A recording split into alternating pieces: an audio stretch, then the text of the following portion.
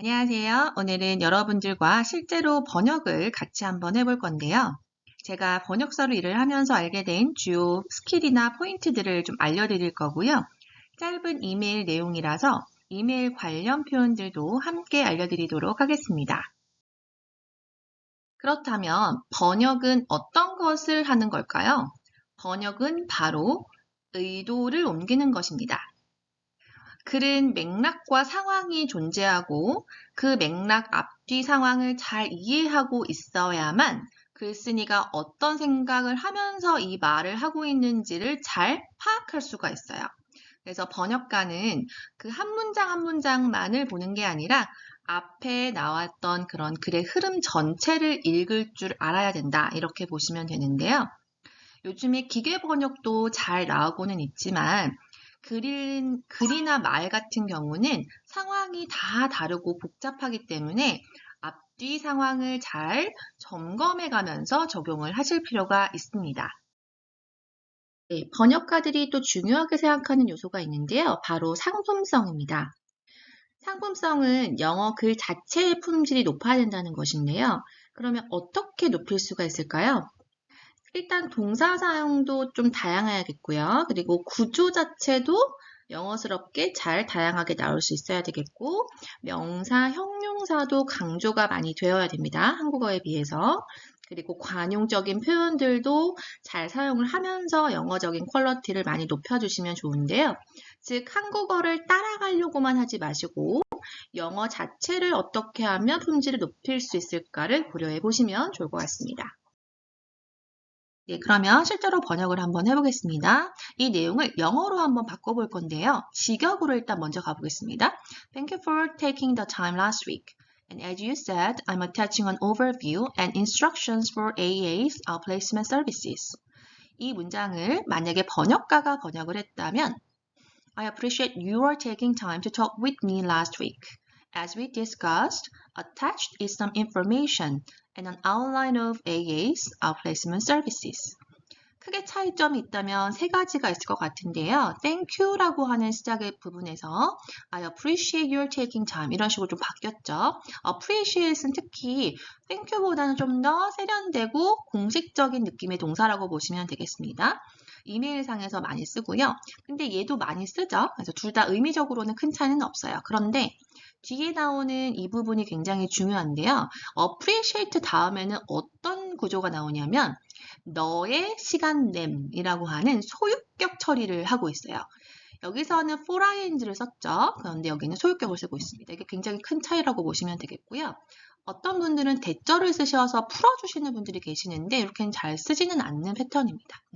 그래서 appreciate your taking time 이렇게 소유격으로 가주시고요. 그 다음에 또 차이가 있는 부분이 뭐냐면 이거는 조금 특이해요. 영어적인 느낌인데요. 이 부분이 여기는 없어요. 근데 여기는 있죠? 그거는 왜 그러냐면은 시간을 내주셔서 그냥 감사하다라는 한국어적인 부분만 보면 얘가 가능한데 얘가 더 좋은 이유가 뭐냐면요. 영어는 어떤 언어냐 하면 자리 언어예요. 자리가 꼭 채워져 있어야 되고 그만큼 내용이 꽉꽉 채워져 있기를 바라는 언어거든요. 그런데 만약에 그냥 어떤 시간인지를 내주셔서 감사하다는 게 없어요. 내용이 나와 있지 않으면 좀 궁금하게 되기 때문에 그 내용이 정확하게 채워져 있는지 충분한지를 한번 보시면서 계속 영어를 해주시는 게 굉장히 중요한 포인트라고 보시면 좋을 것 같은데요.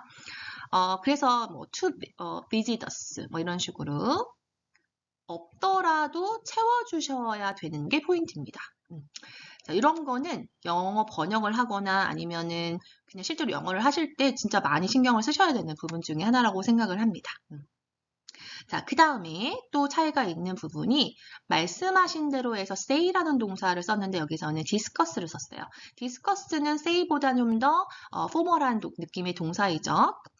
그냥 say는 말하는 행위에 집중을 한다면 discuss는 어떤 큰 주제를 놓고 논의를 하는 그런 좀 더 깊이가 있는 내용의 말하는 그런 동사라고 보시면 되겠습니다. 그러면 여기서는 뭐 request 같은 동사도 괜찮을 것 같아요. 요청하신 대로 이런 식으로 그래서 너무 이제 한국어의 느낌만 따라가지 마시고요. 상황적으로 생각을 해주시는 것도 좋을 것 같아요.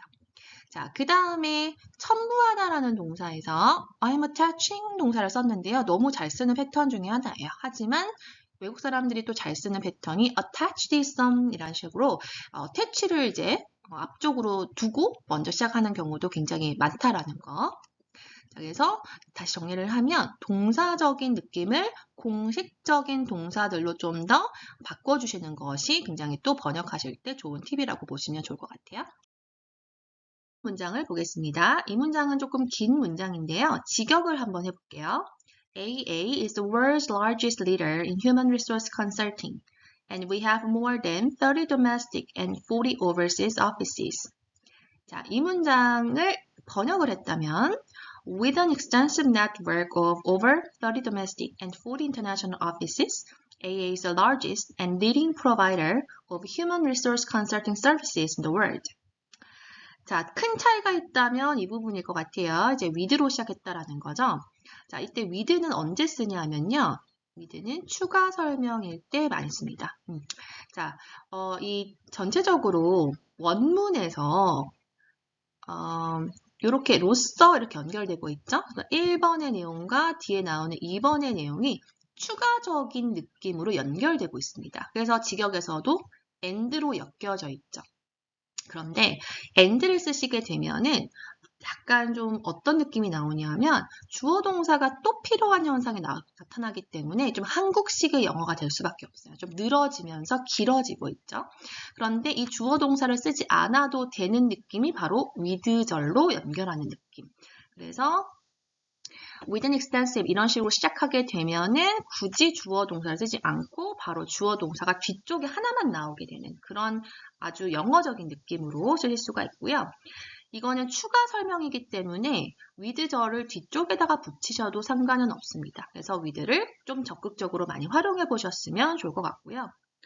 자, 그 다음에 또 하나 또 굉장히 특이한 포인트가 하나 있습니다. 뭐냐면 지금 형용사 부분 한번 볼 건데요. 세계에서 가장 큰 선도 업체라는 부분에서 이제 크다라고 하는 부분을 largest leader 이렇게 갔죠. 근데 여기서 형용사가 이렇게 하나 나오고 있고 여기는 largest and leading provider 이렇게 두 가지로 풀어줬죠. 이거는 왜 그러냐면은 영어는 굉장히 명사를 좋아해요. 명사 위주의 언어인데 얘가 명사랑 친한 애가 바로 형용사죠. 형용사도 그만큼 강조를 하는 경우가 굉장히 많아요. 근데 우리나라 말은 형용사를 많이 쓰려고 하는 언어가 아니기 때문에 여기에서 좀 차이가 나거든요. 그래서 그냥 형용사 하나만 쓰려고 하는 것도 뭐 나쁘진 않지만 이렇게 좀 강조하면서 두 가지를 엮는 느낌의 형용사를 만들어주시는 것도 좋다. 그리고 여기 보면 이만큼 이상의 사무소가 있다라는 부분에서도 more than 그대로 써는 것도 괜찮지만 이상 있다라는 건 정말 많이 있다는 소리이기 때문에 정확하게 이 extensive라고 하는 굉장히 추가적으로 좀 강조한 형용사거든요. 그래서 extensive network of 얼마 이런 식으로 가면은 약간 형용사적인 느낌을 더 강하게 연결해주는 그런 영어적인 느낌도 만들 수 있겠구나 이렇게 생각하시면 좋을 것 같습니다. 그래서 이때는 주어도 좀 많이 생략을 할 수가 있죠. with를 썼기 때문에 그리고 형용사도 더 많이 이제 나왔기 때문에 명사가 강조되면서 영어적인 느낌으로 갈 수가 있다. 이렇게 생각하시면 될 것 같습니다. 네, 그 다음 문장 보겠습니다. 이 내용도 마찬가지로 직역 먼저 보겠습니다. In addition, we provide various services to help customers with various organizational transitions. 이렇게 갔죠. 자, 여기에서 번역가가 만약 했다면 이렇게 갈 것 같아요. AA has a wide array of services to assist companies in various facets of organizational transition. 자, 이렇게 갔는데 약간 다르죠. 어떤 느낌으로 다르냐 하면은 아까 드렸던 대로 두 가지 포인트가 바뀌었어요. 자, 첫 번째는 일단 크게 동사.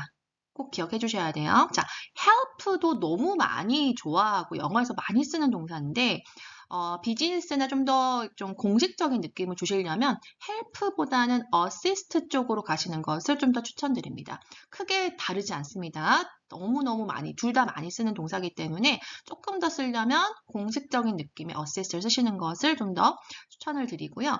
두 번째 포인트, 아까 말씀드렸던 이 형용사 부분. 여러분들 다양하다라고 하면은 항상 diverse나 아니면 various 쪽으로 많이 가시는데요. various 또 나오죠. 그래서 다양한 각종 이런 거를 이제 또 이렇게 쓰려고 하시다 보니까 겹쳐지는 경우도 많은데, 일단 여러분들이 이렇게도 한번 썼으면 다른 거를 쓰시는 게 더 좋아요. 그리고 여러분들이 다양하다라는 표현들도 아까 나왔던 그 extensive 있잖아요. extensive도 되게 다양하다라는 쪽으로 되게 많이 쓰는 형용사 중에 하나예요. 이것도 잘 알아두시고 a wide array of라는 표현이 있어요. 아니면 a variety of. 자, 이 표현들도 아주 많이 사용하는 표현이기 때문에 다양하다라는 개념으로 꼭 아셨으면 좋겠고요. 그 다음에 제가 하나 또 알려드릴 포인트가 이 facets라고 하는 이 명사가 추가적으로 들어갔죠. 그냥 각종 조직 변경이라고 해서 그냥 various organizational transition 이렇게 갔는데 여기서 보면 in various facets of organizational transition 이렇게 갔어요. 왜 들어갔냐면 제가 아까 전에 말씀드렸던 대로 이 명사 형용사가 아주 중요하기 때문에 이 명사적인 느낌을 어떻게 한번 계속 넣어볼까를 항상 고민해 주셔야 돼요. 이거는 영어적인 느낌을 내기 위한 방식이기 때문에 항상 이렇게만 한국어 쪽으로 가지 마시고 각종 변경에 뭐를 돕고 있다? 어떤 요소들 아니면 그런 면면들 이런 그 명사적인 느낌을 계속 추가적으로 한 번씩 써야겠다. 이런 것들이 좀 미세하지만 영어적인 느낌을 주실 수가 있거든요. 그래서 이런 포인트적인 부분들도 스타일적으로 좀 생각을 해주시면 좋을 것 같아요. 그래서 이런 동사 부분들, 형용사 부분들, 아니면 명사를 채우는 느낌들 이런 것들 생각해 주시면 좋을 것 같습니다. 이 다음 문장 한번 볼게요. 직역 먼저 해보겠습니다. I would appreciate an opportunity to meet you and get a better understanding of your company. 자, 번역가가 번역을 한다면 I would appreciate an opportunity to meet you and get better acquainted with your organization. 큰 차이 넣었는데 이 동사 부분이 좀 달라진 거 보이시죠? 이 better understanding도 좋지만 get better acquainted with라는 표현이 좀 좋습니다. 세련되게 들리고 좀 더 공식적으로 들리는 게 제가 굉장히 좀 포인트적으로 알려드리고 있는데요. 이 acquainted도요. 잘 알게 되다라는 뜻으로 정말 많이 쓰는 동사 중에 하나예요. 특히 사람을 잘 알게 되는 경우도 있지만 어떤 팩트, 사실에 대해서도 잘 알게 됐다라고 할 때도 acquainted를 굉장히 많이 씁니다. 내가 어떤 한 나라에 갔는데 그 나라의 어떤 관습이나 어떤 히스토리에 대해서 잘 알게 되었다. 아니면 어떤 새로운 직장을 가게 됐는데 어떤 그 직장 새로운 동료들도 잘 알게 되어 있지만 그 회사의 어떤 규정이나 규율에 대해서도 잘 익숙하게 되었다라는 뜻으로도 다 잘 쓰는 표현입니다. 그래서 이 표현도 괜찮고요. 그런 의미로 이제 become familiar with. familiar도 마찬가지로 익숙하고 친숙하다라는 뜻으로 잘 알고 계시지만 어떤 대상에 대해서 잘 알게 되다라고 할 때도 정말 많이 쓰는 표현 중에 하나고요. 그 다음에 좀 더 제가 좀 고급진 그런 느낌을 좀 주시려면 이 insight라는 표현이 있어요. gain insights into 이렇게 되면은 어떤 부분에 대해서 통찰력을 갖게 되다라는 뜻인데요. 이 통찰력이라는 것도 전체적으로 다 이해하는 상황이 되어야만 갖게 되는 거기 때문에 잘 이해하게 됐다라고 할 때도 이 insight라는 명사적인 느낌도 떠올려 보시면은 참 좋을 것 같습니다. 네, 그 다음 문장입니다. 자, 이 문장을 직역으로 한다면 I will contact you directly to schedule an appointment. 이렇게 갔어요. 자, 이 문장을 번역가는 어떻게 했을까? I will touch base with you in a few weeks to see if we can set up a schedule sometime down the road. 문장이 좀 길어지기는 했는데요. 좀 정성이 들어간 느낌 보이시죠? 자, 어떤 부분이 달라졌는지 일단 contact라는 동사를 어떻게 바꿨냐면 touch base with you라는 동사로 바뀌어졌습니다. 우리가 이제 contact라는 연락하다라는 동사는 정말 너무 많이 써서 뭐 이제 어렵지는 않은데 우리 touch base with you라는 표현은 잘 모르시는 분들이 많으세요. 하지만 굉장히 일상적인 대화나 아니면 이메일 상황, 그다음에 비즈니스 상황에서도 아주 많이 사용을 하고 있습니다. 이거는 이제 야구에서 출처가 된 표현인데요. 베이스라고 하는 이 그 야구 베이스 있죠. 이 하나하나의 베이스를 타자가 하나하나씩 터치를 하면서 전진을 하죠. 그런 느낌으로 좀 소통을 계속 적극적으로 하는 느낌, 터치를 하면서 이어지는 그런 느낌으로 사용을 하고 있습니다.